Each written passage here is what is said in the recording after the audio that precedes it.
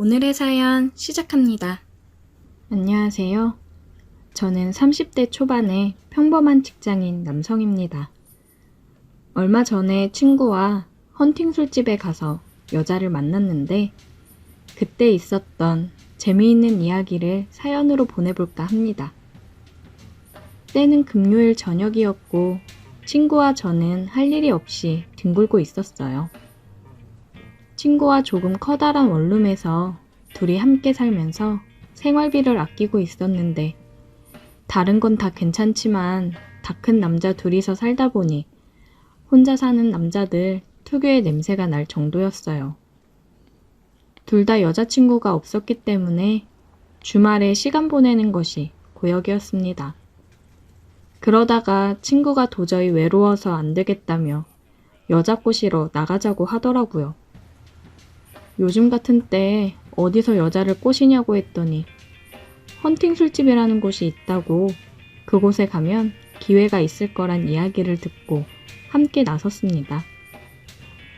처음 가는 헌팅 술집이었지만 왠지 그날은 느낌이 좋고 무슨 일이 일어날 것만 같았죠. 나름 열심히 꾸미고 갔는데 초저녁이라 그런지 완전 남탕이었습니다. 저희 둘은 생각과 다른 상황에 많이 실망했지만 그래도 포기하지 않고 몇 안 되는 여자 테이블에 열심히 추파를 던지고 다녔어요. 우리 같은 애들한테 누가 넘어오겠나 싶었는데 지성이면 감천이라고 하늘도 감동했는지 2명의 여자가 저희와 합석을 하게 되었습니다. 26살, 27살인 2명의 여자였는데 생긴 것도 괜찮았어요. 한 명은 키 크고 날씬한 스타일이었는데 제가 좋아하는 타입은 아니었고 나머지 한 명은 키는 작고 아담했는데 조용조용하고 청순한 미인이었습니다. 다행히도 친구는 키 큰 여자를 좋아해서 키가 큰 여자와 짝이 되었고 저는 제 마음에 쏙 들은 키 작은 여자와 파트너가 되었어요. 각자 자기소개를 하고 파트너를 정한 뒤에 본격적으로 놀기 시작했는데 말도 잘 통하고 너무 마음에 들었습니다. 제 파트너도 첫인상은 조용한 줄 알았는데 술이 조금씩 들어가니까 말도 많아지고 은근슬쩍 제 팔을 만지면서 스킨십도 하더라고요. 술집에서 한참 술을 더 마시고 2차로 다른 술집으로 이동해서 거기서 술을 더 마셨습니다. 짝없고 외로운 젊은 남녀가 주말 밤에 만나니까 완전 불타올랐습니다. 4명 모두 완전 신나서 누가 보면 부부 동반 모임인 줄 알았을 거예요. 처음 만나는 사이라고는 전혀 생각지도 못하게 잘 맞았습니다. 술자리에서 게임도 하면서 즐겁게 놀았어요. 자연스럽게 서로 파트너와 스킨십을 하다 보니 금방 친해졌습니다. 한참 즐겁게 놀다 보니 시간은 12시가 넘었고 슬슬 피곤하더라고요. 더 이상 술을 마시는 건 무리다 싶었고 어떻게 해야 하나 고민하다가 서로 파트너끼리 찢어져서 행동하기로 했습니다. 여자를 데리고 밤거리를 걸었는데 사실 목적지는 뻔한 거 아니겠습니까? 숙박업소를 찾아서 빈방 있냐고 물어보고 다니는데 이 불타는 금요일 당연히 이 시간이 되니 방도 없더라고요. 그때 시간이 새벽 1시를 넘어가고 있었고 이제 와서 새로운 방이 나올 것 같지도 않았기 때문에 절망적인 상황이었어요. 한국에 이렇게 커플이 많았나 싶었습니다. 나만 빼고 다들 주말마다 이렇게 재미를 보고 있었다니 왠지 너무 억울하고 화가 나더라고요. 아무리 돌아다녀도 빈방은 찾기 힘들었고 그녀도 슬슬 지치고 힘든 기색이 역력했어요. 어떻게 해야 하나 순간 고민을 하다가 어차피 친구는 자기 파트너 데리고 어딘가에서 밤을 보낼 테니 나는 이 여자를 데리고 우리 집으로 가면 되겠다는 생각을 했어요. 돈도 굽고 방이 넓어서 그녀와 둘이 보내기엔 딱 맞는 곳이었습니다. 그래서 여자를 데리고 택시를 타서 집으로 향했습니다. 하지만 집에는 저보다 먼저 온 손님이 있었어요. 친구네 커플도 방을 구하지 못해서 집에 와 있더라고요. 제가 조금만 늦게 집에 도착했으면 친구의 맹궁둥이를 볼 뻔했어요. 아무튼 4명이 한 집에 다시 모이니까 어이없어서 웃기기도 하고 따로 방이 없으니 분위기 잡고 뭔가를 할 수도 없었습니다. 둘만 있고 싶었는데 친구 커플이나 저희 커플 모두 오늘 밤에 다시 나가서 방을 잡기는 글렀다 싶더라고요. 서로를 위해 양보를 해줄 리도 없고 기왕 이렇게 된 거 다시 술이나 먹자 하고 처음으로 돌아갔죠. 냉장고에서 소주를 꺼내서 변변찮은 안주라도 펼쳐놓고 술을 마시기 시작했어요. 여자애들도 처음엔 이게 뭔가 싶었지만 금방 분위기에 적응하고 다시 아까처럼 즐겁게 술을 마셨습니다. 서로 나이도 어린 나이가 아니었고 술자리에서 야시시한 이야기도 하면서 분위기는 후끈 달아올랐습니다. 하지만 아무리 분위기가 달아올라봐야 한 방에 4명이 있는 상황에 아무것도 할 수는 없었어요. 왕게임도 하고 러브샷도 하면서 분위기는 참 좋았는데 진짜 아쉬웠습니다. 저도 그렇고 그녀도 사실 많이 달아오른 상태였습니다. 그렇다고 이제 와서 한 커플이 밖에 나갈 수도 없었고 난감하더라고요.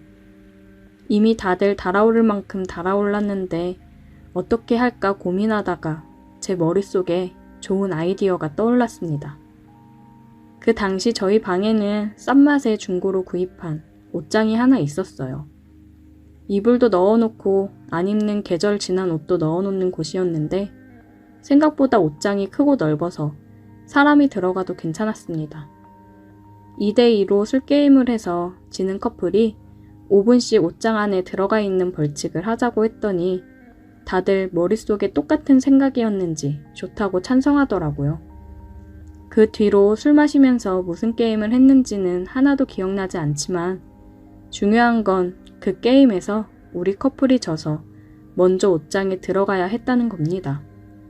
벌칙인지 아닌지 분위기가 애매했지만 일단 제가 먼저 옷장에 들어가서 자리를 잡았더니 그녀가 들어올 자리가 부족해서 그녀는 결국 제 위에 안기듯 걸터 앉았어요. 상황은 그런 분위기가 아니었지만 뭔가 옛날 어릴 적 생각도 나고 나름 신선하고 재미있더라고요. 그녀랑 둘이 옷장 안에 들어가 있었는데 성인 둘이 들어가 있었더니 생각보다 너무 좁아서 바싹 밀착해 있을 수밖에 없었어요.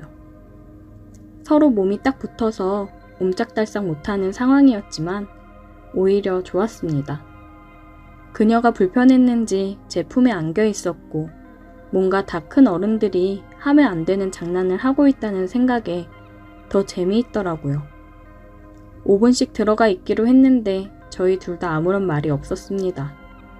밖에서는 방금 전까지 야시시한 이야기도 서슴없이 하면서 볼 거 못 볼 거 다 보고 지낸 사이처럼 행동하더니 막상 옷장 안에 둘이 들어와 있으니까 뭔가 분위기가 어색하더라고요. 그래도 그 상황에서 남자인 제가 먼저 행동하지 않는다면 아무런 일도 일어나지 않을 것 같아서 그녀를 품에 안은 채로 입에 입을 맞췄습니다. 처음엔 당황하는 듯 하더니 금방 저를 받아주었습니다. 옷장 안은 서로의 숨소리만 가득하고 아무런 말소리도 들리지 않았어요. 당시에 밖에서 친구 커플도 조용한 걸로 봐서는 그 친구네도 저희와 똑같은 일을 하고 있지 않았을까 생각해 봅니다. 아무튼 저희 둘은 그 안에서 5분 동안 계속 입을 맞추다가 나왔고 그 이후에도 계속 술게임을 하면서 두 커플이 옷장 안을 들락날락 했습니다. 어차피 그 안에서 뭘 하는지 서로 다 아는 상황이었지만 그래도 불편하게나마 각자 입도 맞추면서 진도를 뺄 수 있었어요. 그렇게 새벽 늦게까지 놀다가 지쳐서 다들 쓰러져 잠이 들었고 다음날 늦게 일어나서 집 앞 해장국집에서 밥 먹고 여자들을 보냈습니다. 막상 집에 돌아와 보니 엉망이 되어버린 집안 꼴을 보면서 솔직히 조금 어젯밤에 있었던 일들이 떠오르면서 창피하더라고요. 제가 여자라면 이렇게 찌질한 남자들이랑 다시 연락을 할까 싶었습니다. 하지만 다행히도 제 파트너는 그 뒤로도 꾸준하게 저와 연락하다가 데이트도 몇 번 하고 지금은 여자친구가 되었습니다. 하지만 제 친구는 파트너가 애프터 신청을 거절해서 그날 하룻밤의 즐거운 기억만 남기고 다시 솔로로 지내고 있어요. 요즘 여자친구와 만나면 그때 옷장 안에 다시 들어가 보고 싶다고 하는데 집에서 쓸쓸하게 혼자 있을 친구를 생각하면 차마 친구에게 미안해서 할 수가 없네요. 제 방보다 훨씬 좋은 숙박업소를 이용하고 있는데 그래도 그날의 좁았던 옷장 안이 더 재미있었던 것 같아요. 오늘의 사연 여기까지입니다. 오늘도 들어주셔서 감사해요. 구독, 좋아요, 알림 설정 부탁드려요. 오늘의 사연 시작합니다. 안녕하세요. 40대 보험왕으로 불리고 있는 여자입니다. 보험왕이 돼서 자리를 잡기까지 다른 사람들보다 빠르게 올라온 것 같습니다. 결혼하고 아이 키우면서 아이 맡길 곳 없어 육아휴직 후 퇴사를 했어요. 남편도 애나 잘 보라고 하더라고요. 두 돌 때까지는 계속 데리고 있다가 어린이집을 보냈습니다. 어린이집 보내고 나서 간간히 파트타임 알바를 하고는 했어요. 원래 일하던 사람이라 가만히 집에만 있는 게 많이 답답하기도 했고 용돈벌이라도 해야 애한테 조금이나마 더 좋은 것도 해줄 수도 있고 제 용돈으로 사용할 수도 있으니까요. 그렇게 간간히 알바를 하면서 지냈습니다. 제 딴에서는 집안의 보탬이 되고자 돈을 최대한 아꼈고 옷이며 화장품도 산 지가 언제인지 가물가물했어요. 제가 제 관리를 너무 안 해서였을까요? 저는 알바하고 아끼고 아껴 한 푼 두 푼 모아 적금이 만기가 되어 남편 선물 하나 살까 하고 백화점에 갔어요. 요즘 들어 관계가 소원해진 것 같기도 하고 선물도 하면서 오랜만에 분위기나 좀 잡아볼까 했습니다. 남편한테 오늘 저녁에 둘이 외식이나 하자고 보내놨고 친정언니가 저희 집 근처로 이사를 와서 언니한테 아이를 부탁하고 저는 백화점으로 선물을 사러 나갔어요. 오랜만에 나오는 백화점 쇼핑에 기분이 좋았습니다. 그런데 제 눈앞에 보여진 모습을 본 순간 그 기분은 처참히 무너져 내렸어요.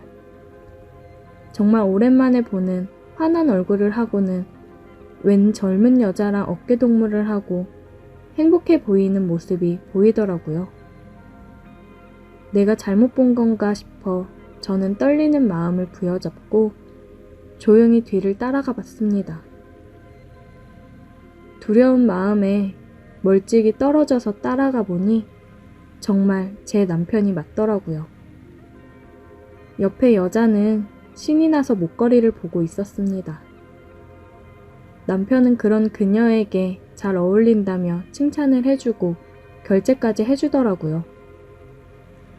참, 요새 그렇게 차가워지고 저만 보면 한숨을 쉬더니 몸매 좋고 예쁜 여자를 만나고 다니니 제가 얼마나 한심해 보였을까요? 저는 뒤돌아 나와 혼자 공원에 가서 한바탕 눈물을 쏟아낸 후 집으로 돌아갔습니다. 뭐야? 오늘 제부랑 밥 먹고 들어온다고 하지 않았어? 그러려고 했는데 오늘 야근이라네. 미리 확인 전화 좀 할걸. 백화점만 들렸다 왔어. 우리 맛있는 거 시켜 먹자. 배고프다. 이그, 헛걸음했네. 먹고 싶은 거 시켜. 언니가 사줄게. 언니랑 저녁을 먹고 언니는 집으로 돌아갔고 아이를 재우고 나와 주방에서 혼자 맥주를 마시고 있다 보니 남편이 들어오더라고요. 어휴, 청승맞게 혼자 뭐하냐? 어디 갔다 와? 여태 일하다 왔지. 가긴 어딜 가. 지금까지 회사에서 일하고 왔다고? 아니, 이 사람이 가뜩이나 힘든데 뭘 그렇게 꼬치꼬치 캐물어? 오늘 뭐 잘못 먹었냐? 나 오늘 백화점 갔다 왔어. 뭐? 나 오늘 백화점 갔다 왔다고. 나 당신이 그렇게 잘 웃는 사람인지 잊고 있었다? 난 또 뭐라고. 거래처 사람이야. 그냥 비위 맞춰주면서 그러는 거라고. 별거 아닌 걸로 힘들게 일하고 온 사람 짜증나게 하고 있어. 네가 그렇게 하는 거 없이 집에서 그러고 있으니까 괜한 의심만 생기는 거야. 애도 이제 어느 정도 컸고 처형도 근처 와 있는데 충분히 일할 수 있지 않아? 그리고 관리 좀 해라. 남편의 말을 듣는데 정말 비참해지더라고요. 제가 아무것도 갖춰져 있지 않으니까 뭐라 하고 싶어도 할 말이 없었어요. 진짜 나도 일하면서 경제력을 갖춰야겠구나 생각을 했습니다. 친한 친구를 만나서 힘든 상황을 얘기를 했고, 친구는 제게 보험 쪽 일을 해보는 건 어떠냐고 제안을 해줬어요. 친구가 보험을 하면서 보험왕으로 불리며 잘 살고 있거든요. 친구는 남편이랑 성격 차이로 이혼을 했고, 이혼하고도 멋지고 당당하게 잘 살고 있어요. 너 그런 놈이랑 계속 살고 싶어? 그놈 바람핀 증거들 차근차근 모아놓고 돈 벌면서 애랑 나가 살아도 될 것 같다 싶을 때 이혼해. 너야 성격이 활발하고 좋으니까 잘하겠지만 내 성격에 보험 잘할 수 있을까? 먹고 살려면 뭐든 해야지. 못할 게 뭐가 있니? 너 그런 생각하면 평생 네 남편 바람피던 말던 쭈구리처럼 살아야 된다고. 그러고 살고 싶어? 친구의 충고에 정신을 차렸고 저도 일을 시작해야겠다 생각을 했어요. 백화점에 가서 남편 선물 대신 제가 입을 옷이며 신발들을 구입했습니다. 제 거를 이렇게 맘 편히 펑펑 사본 게 언제인지도 모르겠네요. 저는 친구의 도움을 받아 보험사에 입사를 했고 수습 기간을 가졌어요. 집에 와서도 열심히 공부를 했습니다. 남편은 매일 화장을 하고 옷을 챙겨 입고 나가는 저를 보면서 그냥 비웃으며 나가더라고요. 내 언젠간 반드시 저 콧대를 눌러줘야겠다 생각을 했습니다. 언니한테도 사정을 얘기하고 아이를 부탁했어요. 언니가 그냥 당장 나오라고 했지만 마냥 언니한테 신세질 수도 없는 노릇이고 바람 증거랑 어느 정도 경제력은 갖추고 나오고 싶었습니다.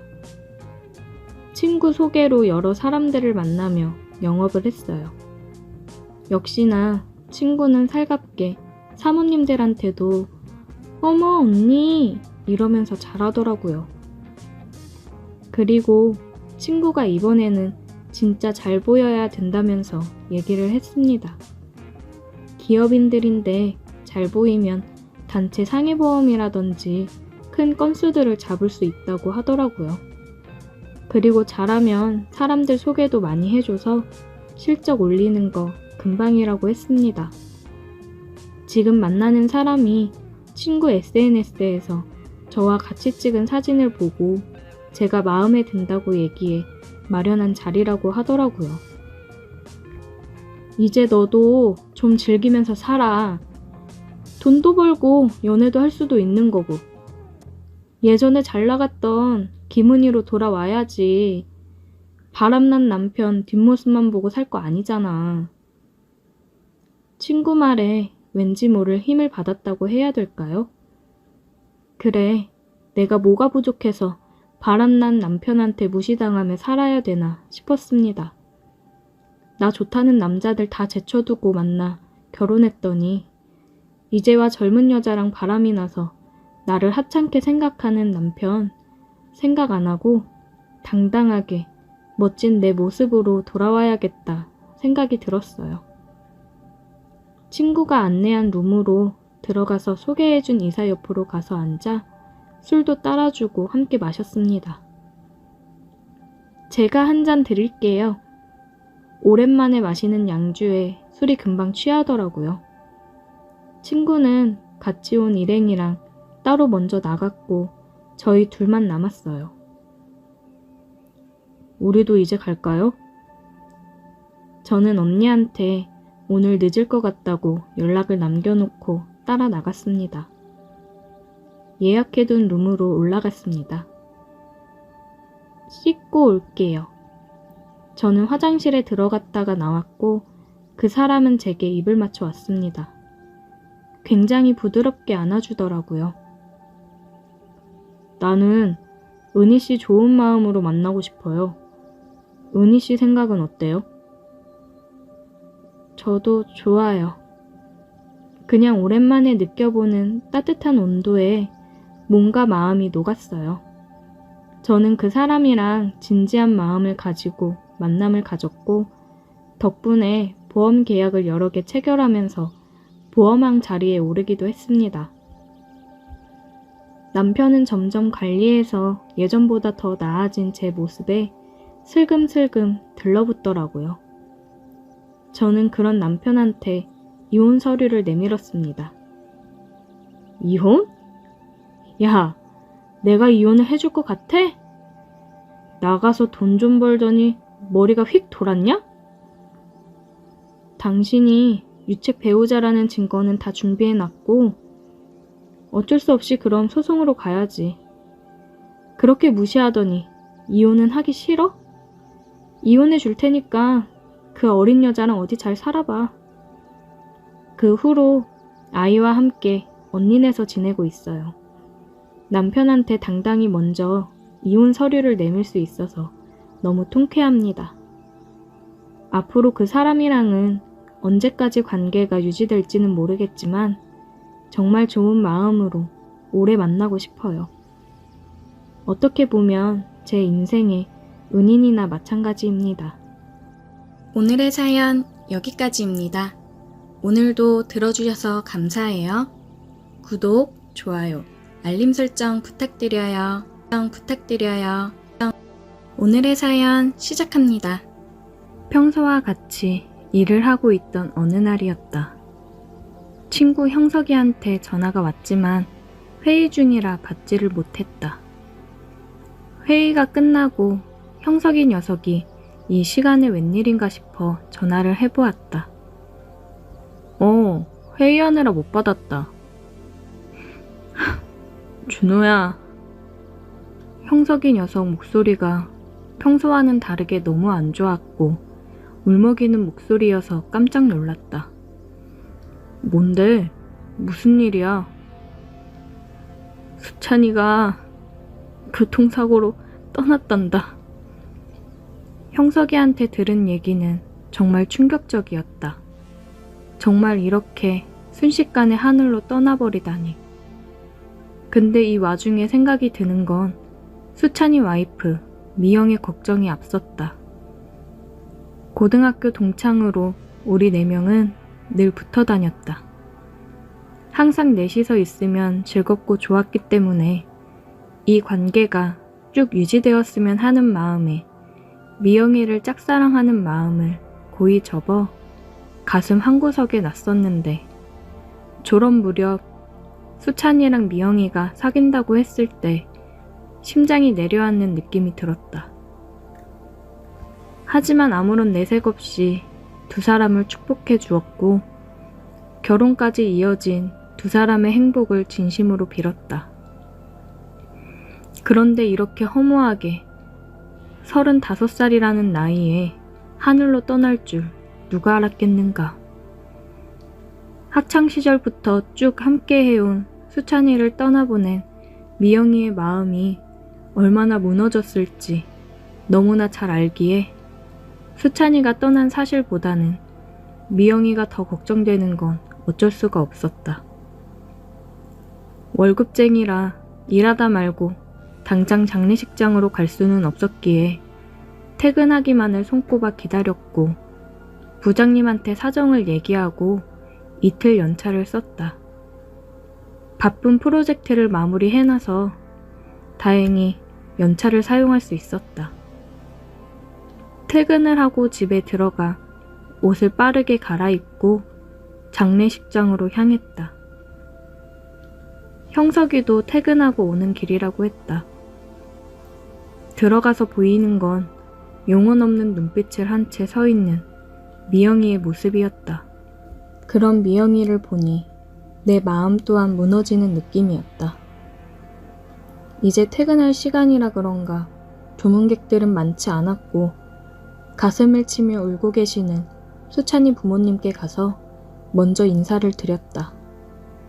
어머님은 나를 보더니 나를 안으며 더 목 놓아 우셨다.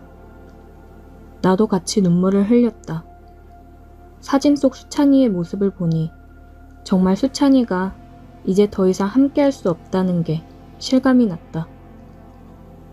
수찬이에게 인사를 건네고 미영이를 마주했다. 괜찮아? 미영이는 아무런 말이 없었다. 그냥 여전히 멍한 영혼이 없는 눈을 하고 있었다. 형석이가 왔고 우리는 조문객을 받고 함께 있었다.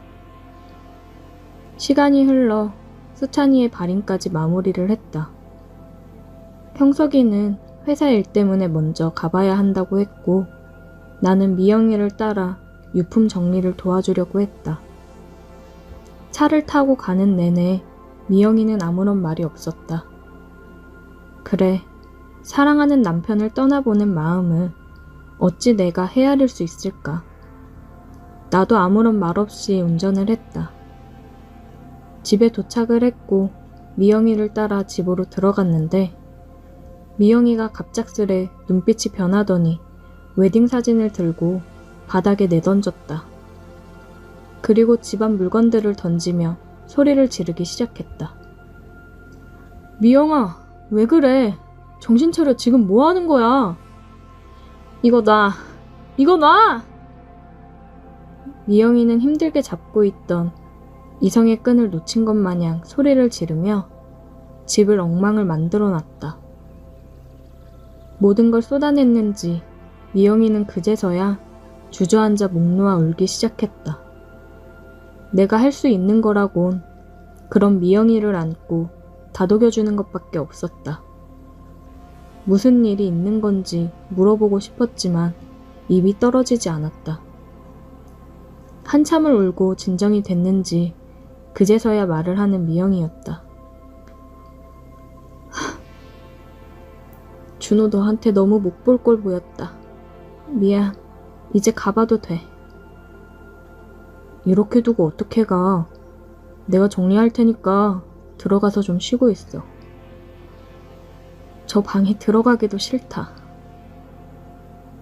그럼 소파 위에 앉아있어. 내가 금방 치울게. 미영이는 소파 위에 앉아 또다시 영혼이 없는 눈빛을 하고는 멍하니 앉아있었다. 대충 물건을 정리하고 미영이한테 저녁을 먹자고 했다. 미영아, 저녁 먹자. 뭐라도 먹어야 힘을 내지. 생각 없어. 산 사람은 살아야지. 너 이러는 거 보면 수찬이도 위에서 많이 힘들 거야.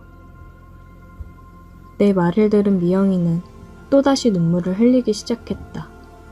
너 김수찬이 왜 저렇게 됐는지 알아? 바람난 여자랑 여행 가다가 사고로 죽은 거야. 나한테는 출장 간다고 해놓고 딴 여자랑 여행 가다가 저렇게 된 거라고. 미영이의 말은 정말 충격이었다. 수찬이가 미영이를 두고 바람을 폈다니. 너무 충격적이라 말문이 막혔다. 가장 힘들 게 뭔지 알아? 요즘 예전 같지 않고 바람 피는 듯한 느낌이었는데 정말 다른 여자랑 바람이 난 거더라. 근데 원망할 사람이 없어. 원망도 못 해보고 그 여자랑 같이 떠나버렸어. 창피하고 비참해서 어디 말도 못해. 나 놔두고 혼자 가서 슬퍼해야 되는 거니? 아니면 바람 피더니 꼴 좋다고 좋아해야 되는 거니? 진짜 가슴이 턱턱 막혀. 미영이가 계속 영혼 없이 멍하니 있었던 이유를 이제야 알았다. 나는 말없이 미영이를 안아주었고 미영이는 내게 기대 또 한 번 목 놓아 울었다. 그 이후로 몇 주의 시간이 흘렀고 나는 매일 미영이를 찾아갔다. 항상 미영이랑 함께 저녁을 먹었다. 그동안 짐을 정리하면서 수찬이가 바람핀 흔적들을 많이 발견했다. 그런 것들을 모두 보고 정리를 하고 나서야 미영이도 마음을 다잡고 조금이나마 털어버린 것 같았다. 바로 집도 내놓았고 이사를 했다. 예전에 미영이로 조금씩 돌아오는 것 같아서 다행이라고 생각했다. 준호야, 이제 이렇게 매일 그만 와도 돼. 나 일도 다시 시작할 거고 많이 괜찮아졌어. 왜? 너 나랑 밥 먹기 싫어? 나는 요즘 밥 같이 먹을 사람 있어서 좋은데. 너도 할 일 많을 거 아니야. 나 그만 불쌍하게 생각해도 돼. 나 진짜 괜찮아. 괜한 동정심으로 이렇게 하면 나 진짜 불쌍한 거 같잖아. 네가 뭐가 불쌍해. 그리고 나 동정심으로 이러는 거 아니야. 내가 좋아서 오는 거야. 그리고 괜찮아졌다는 애가 맨날 그렇게 울상이냐? 충분히 위로됐어. 진짜 괜찮아. 이제 그만 와. 싫어. 계속 오고 싶어. 너 혼자 두기 싫어. 왜 이렇게까지 해? 형석이가 그러더라. 너 나랑 밥 먹고 다시 야근하러 회사 들어간다며. 힘들게 안 그래도 돼. 형석이 놈은 뭐하러 그런 얘기를 해서. 지금 이런 상황에서 할 말은 아니지만 나 너 좋아해, 미영아. 우리 처음 만난 고등학교 1학년 때부터 너 좋아했어. 정말 그냥 내가 좋아서 하는 거야. 이렇게라도 옆에서 조금이나마 챙겨주고 싶어서. 몰랐어, 준호야. 미안한데 나는 다른 사람을 만날 자신이 없어. 수찬이랑 20년을 가까이 함께 했는데 내 모든 청춘, 인생의 반 이상을 함께 했는데 다른 여자한테 눈 돌아가서 멀어지는 건 정말 한순간이더라. 그런데 내가 어떻게 남자를 만나 사랑이란 걸 다시 할 수 있겠어. 나 너한테 바라는 거 없어. 그냥 옆에만 있게 해줘. 난 그거면 돼. 그러다 너무 힘들어서 기대고 싶은 순간이 생길 때 그냥 나한테 기대주기만 하면 난 그거로 충분해. 미영이는 말없이 밥을 먹었다. 그 이후로 나는 거의 매일 미영이를 찾아갔고 같이 저녁을 먹었다. 쉬는 날이면 근처로 바람을 쐬러 나가고는 했다. 미영이도 점점 편해지는 것 같았고 조금은 마음을 여는 듯 했다. 몇 달을 그렇게 했을까? 이번에 승진을 했는데 미영이가 축하한다며 맛있는 음식들을 해줬다. 술을 한 잔씩 하며 진솔한 대화를 이어갔다. 준호야, 사람 마음이라는 게 참 간사하더라. 정말 다시는 사랑 같은 거 안 할 줄 알았는데 너 이번에 바빠서 일주일 정도 못 봤었잖아. 그때 진짜 너무 허전하더라. 계속 생각나고 너가 없으니까 심장 한구석에 구멍이 난 느낌이었어. 미영아, 근데 솔직히 아직 너무 무서워. 너도 나를 떠나가지 않을까. 너까지 그러면 나 정말 앞으로 살기가 힘들 것 같거든. 그래서 내 마음을 너한테 얘기하는 게 많이 고민됐는데 너가 나를 좋아했다는 얘기를 듣고 생각해보니까 우리가 함께한 세월 동안 묵묵히 옆에서 나를 참 많이 챙겨줬더라. 그 마음이 너무 고마워서 나도 내 마음에 대해 얘기하고 싶었어. 정말 고마워. 많이 힘들 텐데 솔직하게 얘기해줘서. 그리고 나한테 마음 열어줘서 정말 고마워, 미영아. 나 17살 때부터 너를 좋아했고 너에 대한 내 마음 아직까지도 변함이 없어. 너만 괜찮다고 하면 나는 너랑 평생 함께 행복하게 해줄 자신 있어. 고마워, 준호야. 미영이는 눈물을 흘렸다. 나는 그런 미영이의 눈물을 닦아주었고 떨리는 미영이의 얼굴을 잡고 입술을 포개었다. 포근하고 따뜻했다.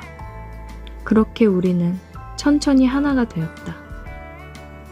내가 항상 꿈꿔오기만 했던 일들이 이루어지는 순간들이었다.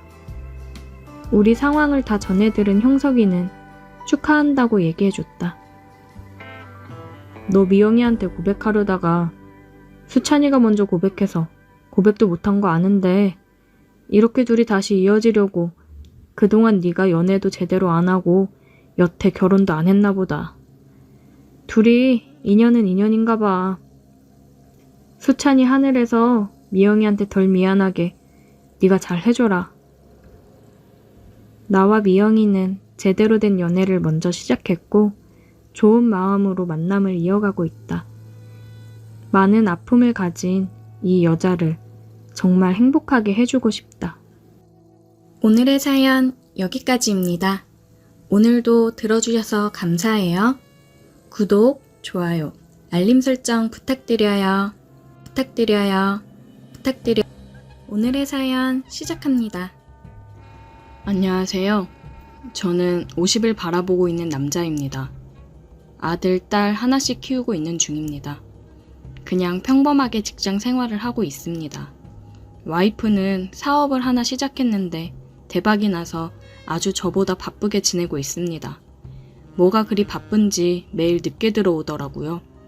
집안일은 이제 뒷전입니다. 그래서 대부분 청소나 빨래 같은 건 제가 다 하는 편인데 음식하는 거는 마음대로 안 되더군요. 애들도 한참 잘 먹을 때인데 매번 배달 음식 먹는 것도 좀 그래서 와이프한테 한 소리 했습니다.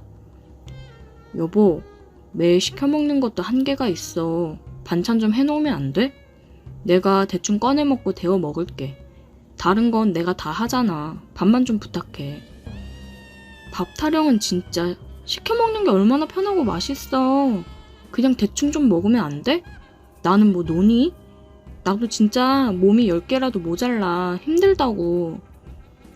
내가 그거 모르는 거 아니잖아. 그래서 청소, 빨래, 설거지, 분리수거 내가 안 해? 내가 다 해. 그거 하는 걸로 내가 당신한테 투정 부린 적 있어?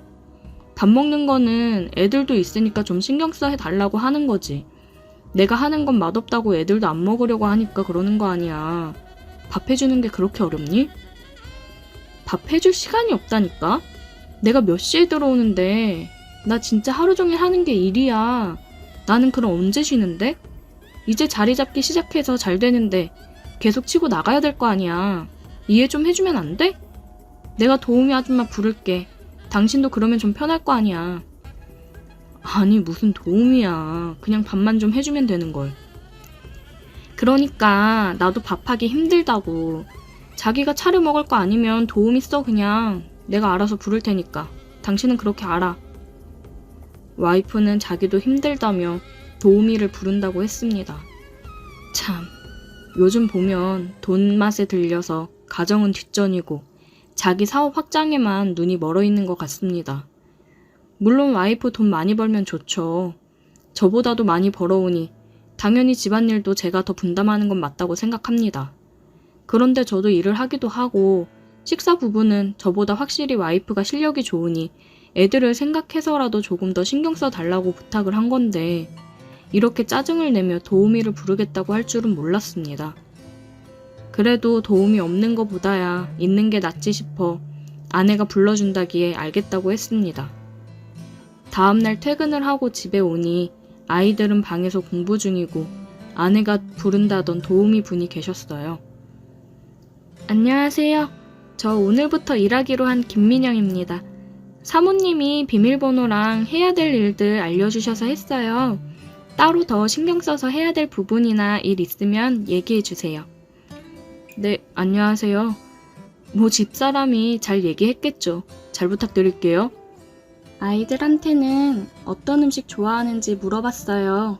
사장님은 어떤 음식 좋아하세요? 좋아하는 음식들로 식단 짜서 식사 준비할게요. 저는 그냥 집밥이면 다 잘 먹습니다. 한식 좋아해요. 네, 그럼 한식 위주로 식사 준비할게요. 또 필요하신 거 있으시면 얘기하세요. 첫인상부터 굉장히 친절하고 밝은 모습이 눈에 들어오더라고요. 와이프 웃는 얼굴을 본 지가 언제인지 이 집안에 사람이 하나 새로 들어온 것 뿐인데 집안 분위기가 굉장히 달라졌습니다. 처음에는 솔직히 낯선 사람이 집에 있으면서 내가 해야 되는 청소며 빨래, 설거지 등을 해주니까 좀 불편하기는 했는데 점점 편해지더라고요. 보통 저녁 식사까지 차리고 정리까지 해준 뒤 8시쯤 퇴근을 했어요. 주말에 애들은 독서실을 가고 와이프는 또 사업차 나갔다 온다며 나가고 집에는 민영 씨랑 둘이 있었습니다. 그래서 여유롭게 커피 한 잔 마시며 얘기를 나눴어요.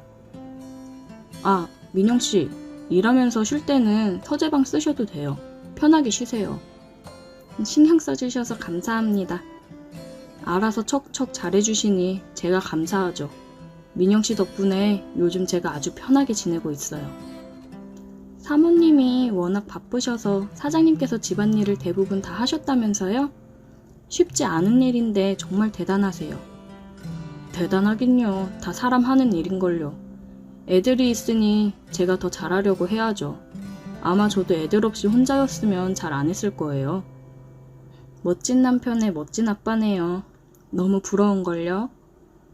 아니에요. 아, 민영씨, 8시에 끝나고 가면 가족들 식사는 어떻게 해요?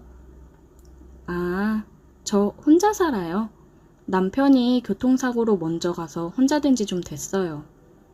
신혼 즐긴다고 3년간 아이 계획이 없었거든요. 근데 그 사이에 먼저 가버렸네요. 아, 미안해요. 몰랐네요. 미안하긴요. 모르셔서 그런 건데. 괜찮아요. 벌써 5년도 더 된 일인데요, 뭐. 그녀와 얘기를 많이 나눠보니 정말 대화가 잘 통했고 아픔을 갖고 있는 그녀가 안쓰러웠습니다. 그런 거 있잖아요. 그냥 내가 보호해줘야겠다 싶은 여자. 민영 씨가 제게 그렇게 느껴졌어요. 사업을 시작하고 드세지고 저를 무시하기만 하는 와이프랑은 다른 모습에 제가 빠져들었는지도 모르겠습니다. 와이프는 집에 잘 있지도 않으니 민영 씨랑 결혼 생활을 하는 기분이 들었어요. 그래서 조금이나마 더 보고 싶어서 일찍 퇴근하려고 노력했고 집에 와서 민영 씨랑 대화하며 저녁 준비를 하고 그랬습니다. 아이들도 민영 씨 음식 솜씨에 아주 반했어요. 와, 아줌마 진짜 맛있어요. 최고 최고. 저 요즘 학원 가기 전에 편의점에서 많이 사 먹었는데 일부러 아줌마가 해주는 밥 먹고 학원 가려고 집에 들렸다 가잖아요. 진짜 최고예요. 학원을 갔다가 보통 10시에 집에 들어오는데 그 전에 친구들이랑 학원 가기 전에 식당이나 편의점에서 사 먹고 그랬는데 요즘은 집에 와서 밥을 먹고 가더라고요. 덕분에 용돈도 아끼고 화장품 하나 더 살 수 있다고 좋아했습니다. 이게 제대로 된 가정이라 느꼈어요. 정말 일이 바쁜 건지 아니면 다른 남자가 생겨서 밖으로 놔두는 건지 와이프에 대해 저도 마음이 점점 멀어져 갔습니다. 그리고 제가 끝내 붙잡고 있던 이성의 끈이 끊어진 일이 있었어요. 보통 저는 청소할 때 물걸레 청소기를 사용합니다. 민영 씨가 바닥 청소를 하는 건 처음 봤어요. 보통 퇴근 전에 끝내놓으니까요. 민영 씨가 주 6일 근무로 일요일만 쉬는데 저도 토요일에 골프 치러 나가거나 모임을 갔다 오거나 했어요. 그래서 바닥 청소하는 건 못 봤습니다. 근데 물걸레 청소기를 안 쓰고 손걸레로 바닥을 닦더라고요. 민영 씨, 설마 계속 손걸레로 바닥 닦은 거예요? 네? 아, 손걸레로 닦는 게 제대로 닦이는 느낌이라 손걸레를 찾게 되더라고요.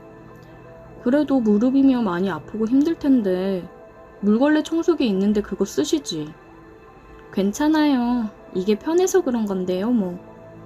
민영 씨는 다시 바닥을 닦기 시작했어요. 무릎을 꿇고 고양이 자세로 바닥을 닦는데 뒤태를 보니 남자라는 동물이라면 참을 수가 없는 상황이었습니다. 저는 헛기침을 하며 다시 TV를 보다가 힐끔힐끔 쳐다봤어요. 그리고 걸레를 들고 세탁실로 갔는데 비명소리 같은 게 들리더라고요. 보니까 걸레를 빨려고 하는데 호스가 빠지면서 물이 확 나와서 옷이 다 젖었더라고요. 민영씨, 괜찮아요? 아, 네, 괜찮아요. 옷 다 젖은 거 아니에요? 얼른 갈아입으셔야 될 것 같은데. 아, 옷이... 집사람 옷 안 입는 거 있거든요. 꺼내드릴게요. 아, 네, 괜히 죄송해요. 죄송하긴요. 제가 옷 가지고 나올 테니까 수건으로 좀 닦고 있으세요. 저는 와이프가 안 입는 옷을 찾아 꺼내 서재에 있는 민영 씨에게 가져다 주었습니다. 방문을 열어보니 살짝 젖은 머리카락을 닦고 있는 민영 씨를 보는데 가슴이 뛰었어요. 민영 씨, 여기 옷이요. 감사해요. 예, 그럼 저는 나가 있을게요. 사장님, 저거 이 옷 잘 어울리는지 봐주실래요? 네? 민영 씨는 젖은 옷을 갈아입으려고 했습니다. 그 순간 제 이성의 끈은 완벽하게 끊어졌어요. 그녀에게 다가가 키스를 했습니다. 이러면 안 되는데 사장님 너무 좋아해요. 저도 민영 씨가 너무 좋습니다. 우리는 서재에서 뜨겁게 사랑을 나눴습니다. 여태 지내오면서 서로에 대한 마음이 알게 모르게 커져갔어요. 정말 신혼생활을 하는 것처럼 둘만의 찌릿찌릿한 무언가가 있었습니다. 그러다 분위기가 이렇게 만들어지니 폭발해버린 거죠. 심장이 빠르게 쿵쾅거리며 뛰는데 너무 행복한 떨림이라 좋았습니다. 저는 종종 평일에 연차를 쓰면서 집에서 민영 씨와 즐거운 시간을 보냈어요. 앞치마를 두른 민영 씨를 뒤에서 안으며 달콤한 생활을 했습니다. 와이프한테 고마운 마음이 들었어요. 이런 천사 같은 여자를 만나게 해줘서요. 와이프랑은 모든 걸 정리하고 민영 씨와 새로 시작하고 싶은 마음이 굴뚝 같지만 한참 사춘기에 중요한 시기에 있는 아이들을 생각하니 또 이건 아닌 것 같고 그냥 이렇게 몰래 우리 두 사람의 사랑을 키워나가야 하겠죠? 집에서는 특히나 조심해야겠습니다.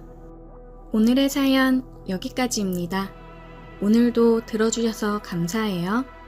구독, 좋아요, 알림 설정 부탁드려요. 오늘의 사연 시작합니다. 안녕하세요. 저는 3살 된 아이를 키우고 있는 남자입니다. 아내를 아이 둘 지나고 사고로 잃고 현재 장모님이랑 아이 이렇게 셋이서 함께 살고 있습니다.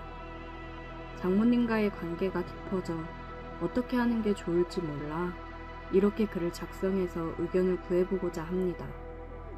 장인어른은 집안에 돈이 많으셨고 장모님은 가정 형편이 많이 어려우셨다고 해요. 장인어른께서 장모님이 사시는 곳에 놀러 왔다가 우연히 장모님을 보고 첫눈에 반하셨다고 합니다.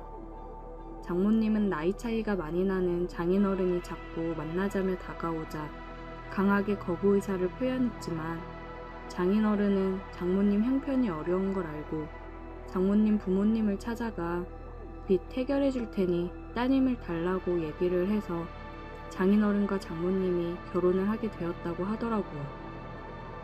장모님은 어린 나이에 사랑하지 않는 사람과 결혼을 해서 결혼 생활을 하셨어요. 그리고 바로 제 아내를 출산하셨고 아이 때문에 참고 살았다고 했습니다. 그런데 장인어른이 술, 담배를 엄청 하셨었는데 정말 갑자기 심장마비로 세상을 떠났다고 하셨어요. 살면서 장인어른에 대한 원망도 많았지만 그래도 남편이고 아이 아빠니 먼저 떠나보낸 게 마음이 많이 아프셨다고 합니다. 장인어른이 남기고 간 재산이 많기 때문에 먹고 사는 문제에 있어서는 크게 걱정이 없었다고 하셨어요. 그래도 장인어른 그늘에서 해보지 못했던 것들, 특히나 경제적 활동을 해보고 싶었던 장모님은 작은 가게를 하나 운영하면서 아내를 키웠다고 하셨습니다. 없이 살아서 원치 않는 혼인을 한 장모님은 어려운 아이들을 위해 기부도 하고 봉사도 하고 사셨어요. 기부는 지금도 하고 있습니다. 그런 장모님 밑에서 자란 아내여서 그런지 아내도 참 밝고 사랑스러운 사람이었습니다. 결혼을 해서도 아내는 장모님 혼자 계시니 저랑 같이 장모님을 자주 찾아뵙고 식사도 같이 하고 가끔씩 여행도 다니고 그랬어요. 저도 부모님이 안 계셔서 그런지 장모님이 엄마처럼 잘 챙겨주셔서 정말 감사했고 가족같이 지냈습니다. 한참 행복하게 결혼 생활하면서 아이 돌잔치도 끝내고 그랬는데 정말 한순간에 아내를 사고로 잃고 장모님도 저도 너무 힘든 나날들을 보내고 있었습니다. 아내가 사고로 세상을 떠나고 원래 지내던 곳에서 모든 걸 정리하고 다른 지역으로 이사를 했어요. 아내와 함께 했던 집에서 생활하기 힘들 것 같았는데 마침 회사에서 다른 지역에 지점 하나를 더 낸다고 해서 제가 가겠다고 했습니다. 어린 아이 때문에 장모님이랑 함께 지내기로 해서 같이 이사를 했습니다. 장모님이 아이를 봐줬어요. 힘든 마음을 추스르고 장모님도 저도 힘겨운 상황에서도 서로를 의지하면서 지내고 있었습니다. 장모님도 젊으신 편이기 때문에 사람들이 가끔 저희를 부부로 오해하기도 했어요. 저 또한 장모님이랑 지내오면서 결혼 생활을 하고 있는 듯한 기분이었습니다. 아내랑 장모님이 많이 닮기도 했거든요. 저희는 묘한 분위기 속에서 함께 지냈습니다. 모든 문제는 술을 마시고 나서 일어나죠.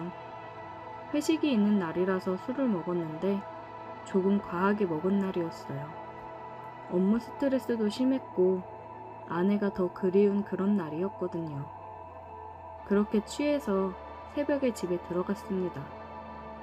장모님께서 안 주무시고 혼자 눈물을 흘리며 소주를 드시고 있었어요. 장모님, 왜 혼자 술을 드시고 계세요? 박서방 왔어? 에휴, 나도 참 죽책맞게. 신경 쓰지 말고 얼른 들어가 쉬어. 저도 한 잔 주세요. 아내가 그렇게 떠나고 나서 장모님이랑 처음으로 같이 술을 마셨습니다. 장모님, 윤경이 그렇게 떠나보내고 저 진짜 장모님 덕분에 살고 있습니다. 장모님 아니었으면 맨날 술독에 빠져 있었을 거예요. 우리 윤지도 제대로 못 돌봤을 거고요. 장모님도 힘드실 텐데 너무 감사해요.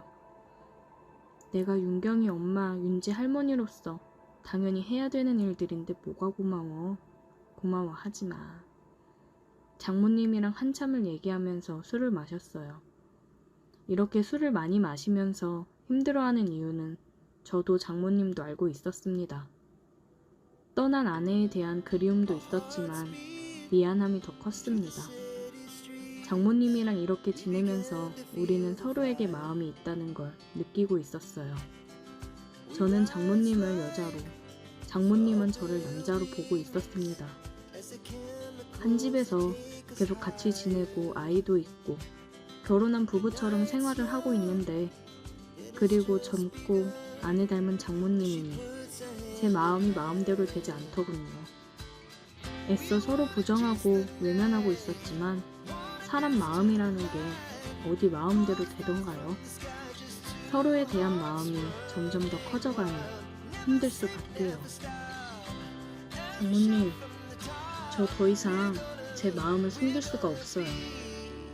윤경이한테 너무 미안하고 이러면 안 되는 거 알지만 장모님을 향한 제 마음을 더 이상 멈추기 힘들어요.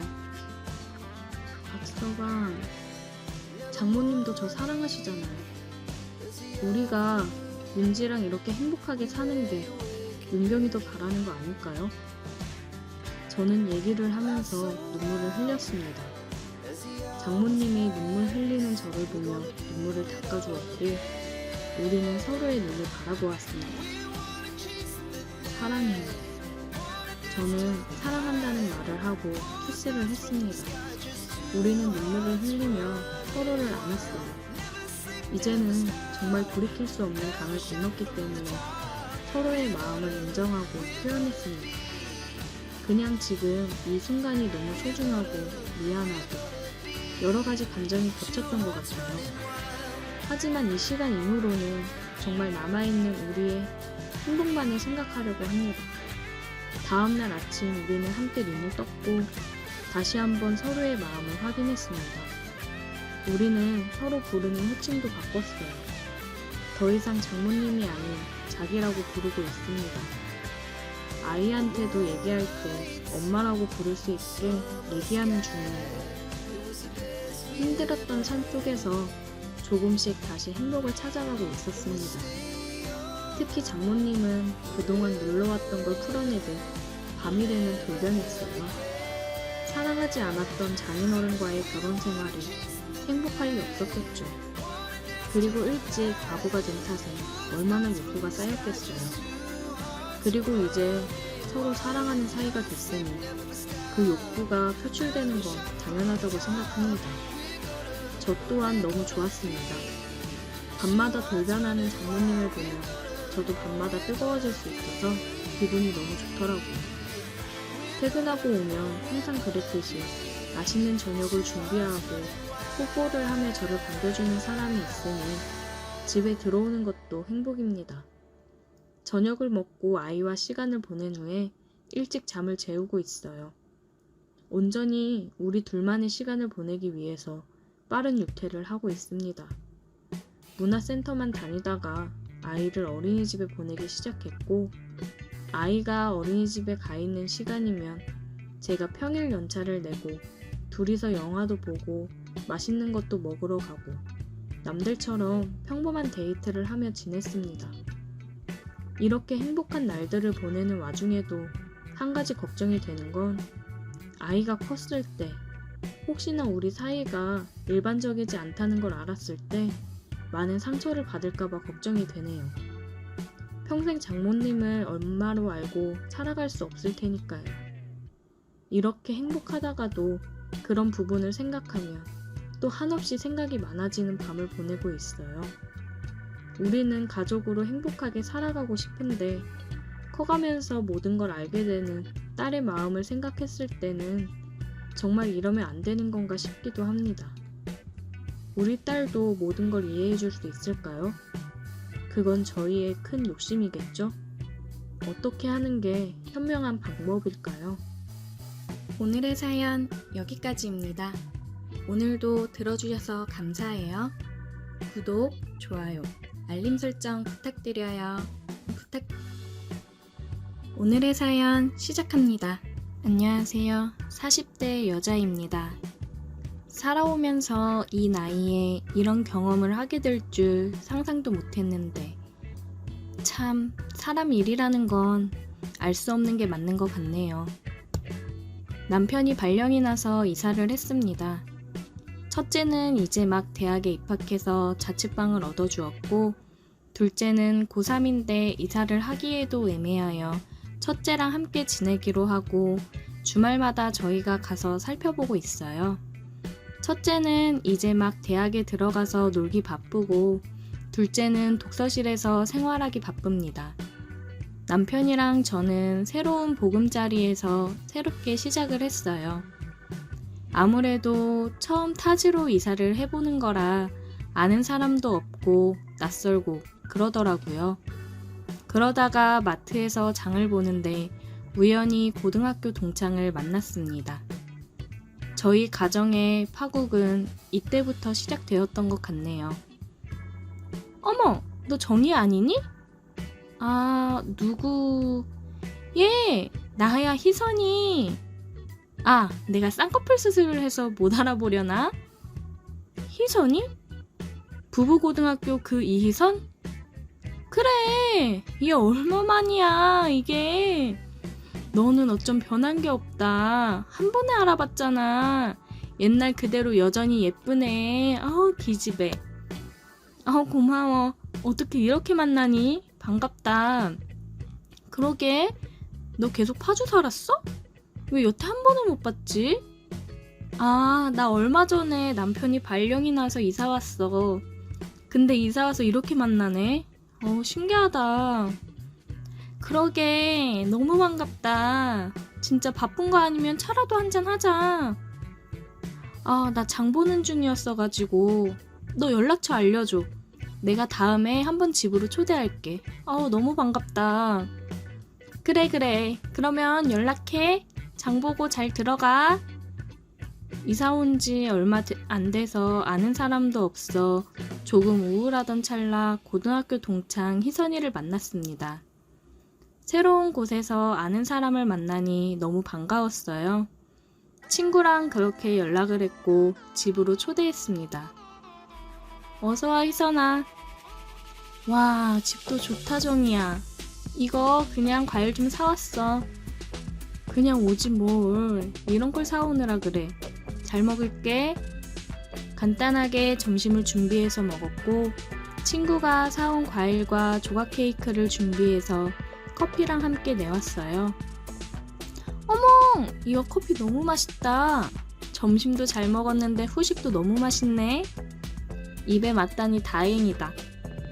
오랜만에 만난 친구와 어렸을 적 얘기부터 어떻게 지내왔는지 이야기를 하다 보니 시간이 훌쩍 지났더라고요. 벌써 저녁 시간이 되었어요. 한참 웃고 떠드느라 몰랐는데 남편이 퇴근하고 들어와서야 시간이 이렇게 흐른 걸 알았습니다. 여보, 나왔어. 어머, 여보 벌써 왔어? 시간이 이렇게 됐구나. 시간 가는 줄도 몰랐네. 그러게, 오랜만에 만나서 할 얘기가 너무 많았나 보다. 안녕하세요. 저 정희 친구 이희선이라고 해요. 아, 당신이 만났다던 동창분이시구나. 안녕하세요. 반갑습니다. 최종철이라고 합니다. 와이프가 얘기하더라고요. 오랜만에 동창 만나서 너무 반가웠다고요. 저희 와이프가 아는 사람 하나 없는 곳으로 와서 많이 심심해하고 그러더라고요. 우리 와이프 잘 좀 부탁드려요. 네, 제가 정희 데리고 종종 놀고 그럴게요. 나중에 부부 동반 모임도 하고 그래요. 그래, 그러면 좋겠다. 다음에 남편하고 같이 와. 저녁 먹자. 다음에는 내가 초대할게. 시간 너무 늦었다. 우리 신랑도 기다릴라. 또 보자. 조심히 가. 조심히 들어가세요. 네, 안녕히 계세요. 희선이랑은 거의 매일 만났어요. 아줌마들이 할 일이 뭐가 있겠어요. 그냥 만나서 수다 떨고 커피 한잔하고 집안일 하는 게 일상인데 같이 쇼핑도 다니고 맛있는 것도 먹으러 다니고 그랬습니다. 아는 사람이 없으니 희선이랑 급격하게 가까워졌어요. 희선이가 남편이랑 같이 저녁에 초대를 했습니다. 와인 한 병 사들고 갔어요. 희선이 남편이랑도 반갑게 서로 인사를 하고 즐거운 저녁 식사를 했습니다. 그리고 과일이랑 와인 한 잔씩 하면서 얘기 나누다 보니 남편들도 친해졌어요. 저희 남편이 나이가 조금 더 있었는데 형님 하면서 희선이 남편분이 잘 따르더라고요. 그 이후 부부끼리 종종 만났고 남편들은 따로 골프 치러도 나가고 했습니다. 한 번은 펜션을 잡아서 놀러 가자고 했어요. 라운딩하고 와서 펜션에 와서 바베큐도 먹고 하자고요. 서로 일정을 잡아서 펜션을 잡았어요. 오랜만에 골프를 치려고 하니까 처음에는 잘 안 되다가 점점 감이 잡혀서 잘 되더라고요. 펜션에 도착해서 씻고 바베큐를 준비해서 술이랑 함께 먹었습니다. 나름 운동 후에 먹는 술이라 그런지 굉장히 잘 넘어갔어요. 한참을 술이랑 고기랑 먹었습니다. 저를 포함해서 다들 많이 취했습니다. 남편은 소파에 누워 있었고 희선이는 방으로 가서 누워 있었어요. 저는 좀 걸으면서 술 좀 깨야겠다 싶어 밖으로 나왔습니다. 펜션 뒤쪽으로 산책하기 좋게 산책로가 있었거든요. 한참을 걷고 있었는데 뒤에서 누가 따라 나왔어요. 너무 놀라서 소리를 지를 뻔했는데 제 입을 막으면서 쉿, 저예요 하면서 말을 하더라고요. 석현 씨? 깜짝 놀랐잖아요. 저기서부터 불렀는데 정희 씨가 못 들었는지 그냥 가더라고요. 위험하게 늦은 시간에 혼자 뭐해요? 그냥 술 좀 깰 겸 좀 걷다가 들어가려고요. 저도 그럼 술 좀 깨야겠네요. 같이 걸어요. 희선이는 아직 자요? 네. 어쩐지 주량을 너무 넘어서 마신다 했어요. 반이 즐거웠나 봐요. 저희 남편도요. 저렇게까지 술 많이 마시는 거 처음 봤어요. 석현 씨랑 요즘 골프도 치러 다니고 이런 모임이 처음이라 그런지 들떴나 봐요. 형님은 좋으시겠어요. 정희 씨 같이 예쁘고 애교도 많은 와이프도 있고. 네? 석현 씨도 희선이 같은 좋은 와이프 있잖아요. 희선이도 참 좋은 여자죠. 근데 너무 털털해서 탈이에요. 그게 희선이 매력인걸요. 한참을 얘기하면서 걷고 있는데 석현 씨가 슬쩍 제 손을 잡더라고요. 저는 깜짝 놀라서 손을 빼려 했는데 더 꽉 붙잡았습니다. 정희 씨, 이렇게 잠깐 손잡고 걸으면 안 돼요? 석현 씨, 우리 그냥 얼른 들어가요. 다들 기다리겠어요. 저 정희 씨 처음 봤을 때부터 마음에 들었어요. 제가 생각했던 이상형이라고 해야 될까? 정희 씨는 저 어떻게 생각해요? 석현 씨, 자꾸 이러면 저 희선이 얼굴 못 봐요. 이러지 마세요. 술도 취했는데 저보다 어린 남자가 이렇게 적극적으로 들이대니까 저도 미치겠더라고요. 저 실수 한 번만 할게요. 그 말을 끝으로 석현 씨는 저에게 입을 맞췄습니다. 저도 제정신이 아니었던 건지 아니면 새로운 남자가 저에게 이렇게 다가와서 설레였던 건지 아무 생각이 나지 않고 저는 석현 씨의 목을 끌어당겨 키스를 하고 있었어요. 제 안에 어떤 욕망이 있었던 걸까요? 친구의 남자와 그것도 내 남편과 같이 놀러온 펜션에서 다른 남자와 키스를 하다니 정말 제정신이 아니었습니다. 그런데 달콤한 말로 저에게 속삭이는 이 남자를 거부를 못하겠더라고요. 그렇게 한참을 있다가 펜션으로 들어갔고 소파에 누워있던 남편은 방에 가서 누워있더라고요. 다음날 아침 아무 일도 없었다는 듯이 저희는 각자 집으로 돌아갔습니다.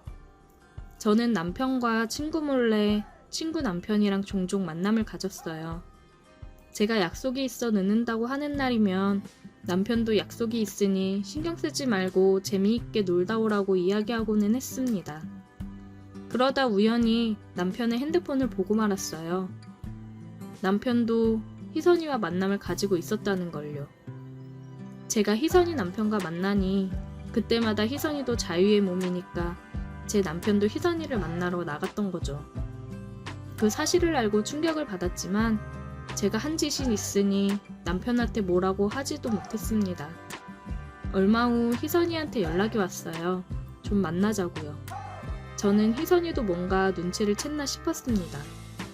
희선이가 집으로 와서 얘기를 하더라고요. 너 내 남편이랑 만나지? 미안하다. 미안할 거 없어. 너도 아는 것 같은데 나도 네 남편이랑 만나는 거. 얼마 전에 알았어. 나랑 네 남편도 그때 펜션에서부터였어.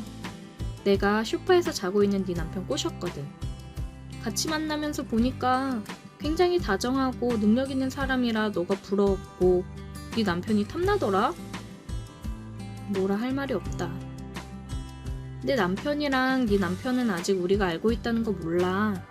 너는 내 남편이랑 어떻게 하고 싶어? 여기서 그냥 관계 정리하는 게 맞는 것 같아. 아니, 나는 네 남편 계속 만나고 싶어. 너도 그러니까 내 남편 계속 만나. 그냥 이렇게 지내자. 서로 즐기면서 원하는 거 하고 사는 거지. 이렇게 지내다 보니까 좋더라. 내 남편도 집에 와서는 헛짓하고 다니는 게 미안해서 그런지 더 잘하고. 난 이 관계 괜찮다고 생각해. 친구의 말에 생각이 많아졌습니다. 내가 어떻게 하는 게 맞는 걸까 싶더라고요. 저도 솔직히 이 생활이 더 좋았으니까요. 친구 말처럼 밖에서 석훈 씨를 만날 때는 연애하는 것처럼 설레고 심장이 뛰었고, 집에서는 더 다정하게 저를 챙기는 남편이 좋았습니다. 친구한테는 생각을 좀 해보겠다고 했어요. 정말 비밀로 만남을 유지했던 거면 몰라도